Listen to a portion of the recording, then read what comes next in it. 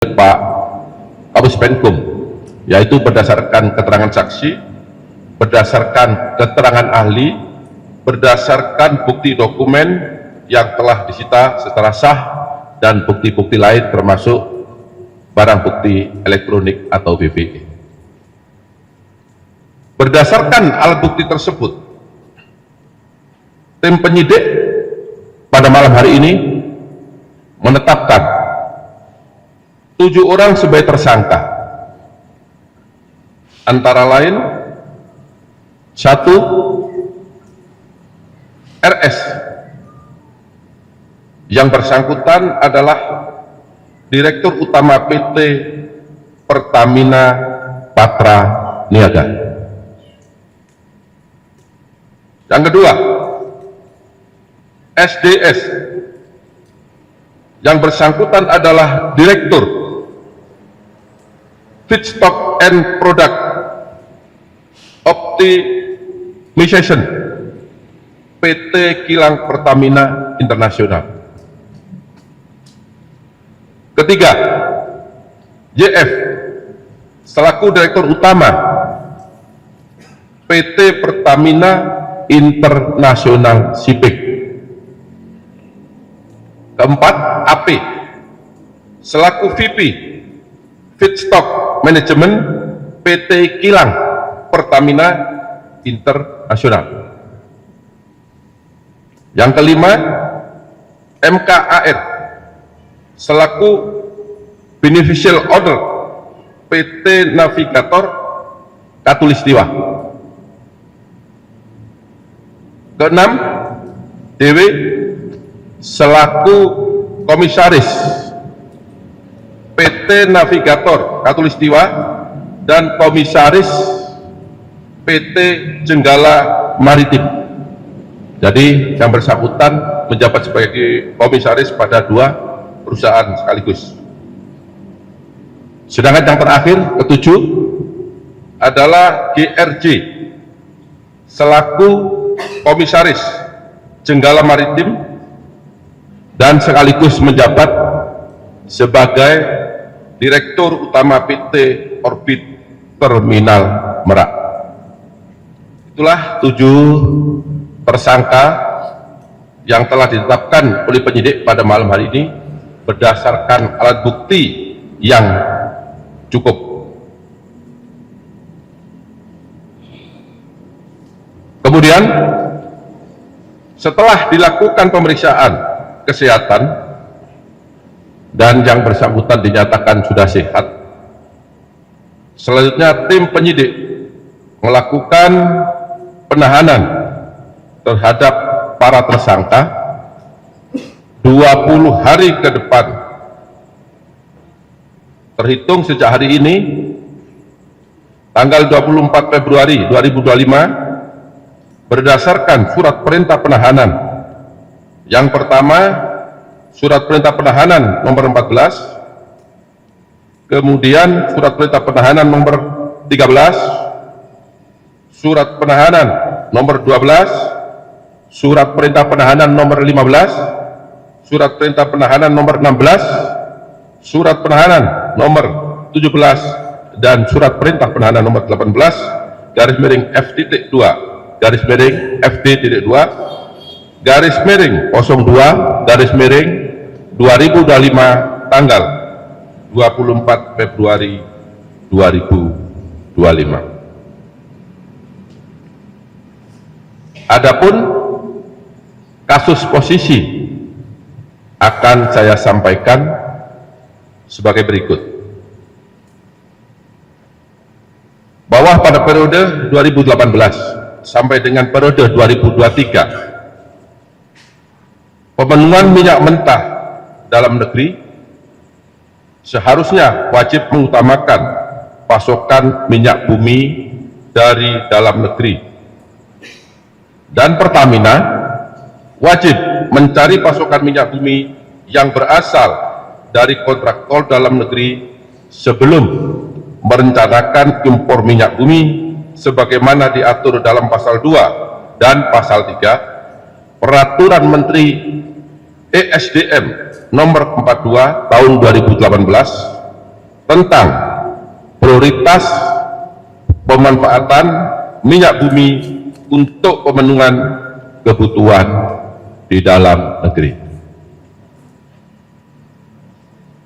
Namun berdasarkan fakta penyidikan yang didapat, tersangka RS, SDS dan AP melakukan pengondisian dalam rapat optimalisasi hilir atau OH yang dijadikan dasar untuk menurunkan produksi kilang sehingga produksi minyak bumi dalam negeri tidak terserap seluruhnya, dan pada akhirnya pemenuhan minyak mentah maupun produk kilang dilakukan dengan cara impor. Pada saat produksi kilang minyak sengaja diturunkan, maka produksi minyak mentah dalam negeri oleh K3S sengaja ditolak dengan fakta sebagai berikut. Produksi minyak mentah oleh K3S tidak memenuhi nilai ekonomis, padahal harga yang ditawarkan oleh K3S masih masuk range harga HBS. Yang kedua, produksi minyak mentah K3S dilakukan penolakan dengan alasan spesifikasi tidak sesuai dengan spek. Namun faktanya minyak mentah bagian negara masih sesuai dengan spek kilang dan dapat diolah atau dihilangkan kadar merkuri atau sulfurnya. Jadi kerjasama antara pemerintah dengan pihak K3S, kontrak kerja pelaksana ini, ada bagian minyak yang sebagian K3S dan sebagian negara atau Pertamina dengan kualitas yang sama berdasarkan persentase yang telah disepakati. Pada saat produksi minyak mentah dalam negeri oleh K3S ditolak dengan dua alasan tersebut, maka menjadi dasar minyak mentah Indonesia dilakukan ekspor. Jadi bagian K3S tadi karena ditolak dengan alasan tidak sesuai dengan spek, harganya tidak sesuai dengan APS, maka secara otomatis bagian K3S harus diekspor ke luar negeri. Untuk memenuhi kebutuhan dalam negeri, maka kilang Pertamina Internasional melakukan impor minyak mentah, dan PT Pertamina Patraniaga melakukan impor produk kilang. Harga pembelian impor tersebut apabila dibandingkan dengan harga produksi minyak bumi dalam negeri, terdapat perbandingan pembelian harga yang sangat tinggi atau berbeda harga yang sangat signifikan. Jadi saya perjelas, pada saat K3S mengekspor bagian minyaknya karena tidak dibeli oleh PT Pertamina, maka pada saat yang sama PT Pertamina mengimpor minyak mentah dan produk kilang. Selanjutnya, untuk kegiatan pengadaan impor minyak mentah oleh PT Kilang Pertamina Internasional dan produk kilang oleh PT Pertamina Patraniaga, diperoleh fakta adanya perbuatan jahat atau mens rea antara penyelenggara negara, yaitu tersangka SDS, AP, RS dan JF bersama dengan demut atau broker, yaitu tersangka MK, DW dan GRJ, sebelum tender dilaksanakan dengan kesepakatan harga yang sudah diatur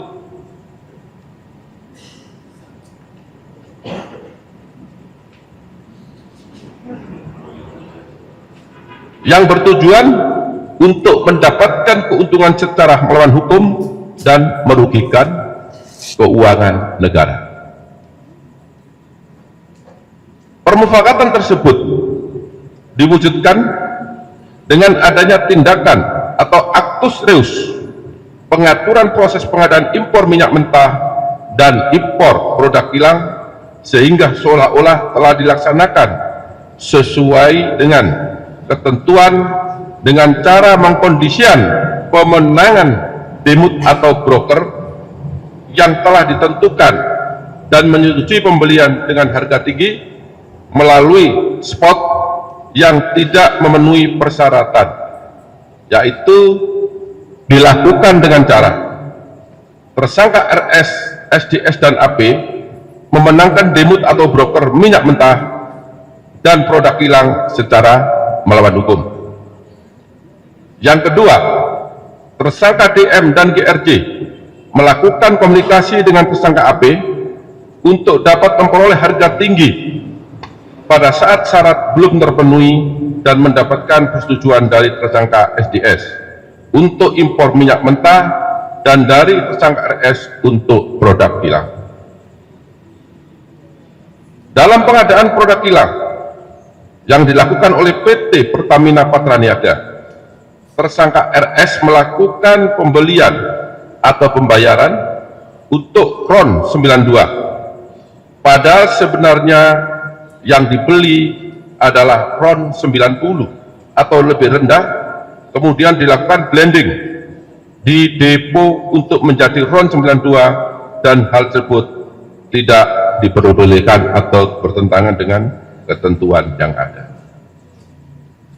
Pada saat telah dilakukan pengadaan impor minyak mentah dan impor produk kilang, diperoleh fakta adanya markup kontrak shipping atau pengiriman yang dilakukan oleh tersangka YF selaku Direktur Utama PT Pertamina International Shipping, sehingga negara mengeluarkan fee sebesar 13 sampai dengan 15% secara melawan hukum, sehingga tersangka MKAR mendapatkan keuntungan dari transaksi tersebut.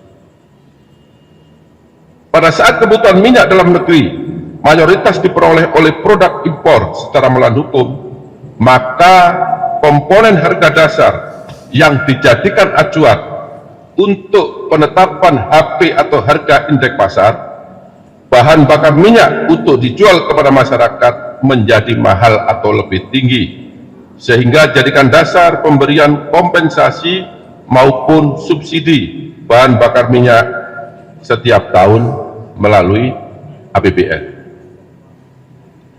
Adanya beberapa perbuatan melawan hukum tersebut telah mengakibatkan adanya kerugian keuangan negara sekitar 197 triliun yang bersumber dari berbagai komponen. Yang pertama, kerugian ekspor minyak mentah dalam negeri, kemudian kerugian impor minyak mentah melalui demut atau broker, kerugian impor BBM melalui demut atau broker, kerugian pemberian kompensasi, dan kerugian karena pemberian subsidi karena harga minyak tadi menjadi tinggi. Perbuatan tersangka melanggar ketentuan pasal 2 ayat 1, junto pasal 3, junto pasal 18 Undang-Undang Nomor 31 Tahun 1999 sebagaimana diubah dengan Undang-Undang Nomor 20 Tahun 2001 tentang Undang-Undang Pemberantasan Tindak Pidana Korupsi, junto pasal 55 ayat 1 ke 1 Kitab Undang-Undang Hukum Pidana. Download Tribun X sekarang, menghadirkan lokal menjadi Indonesia.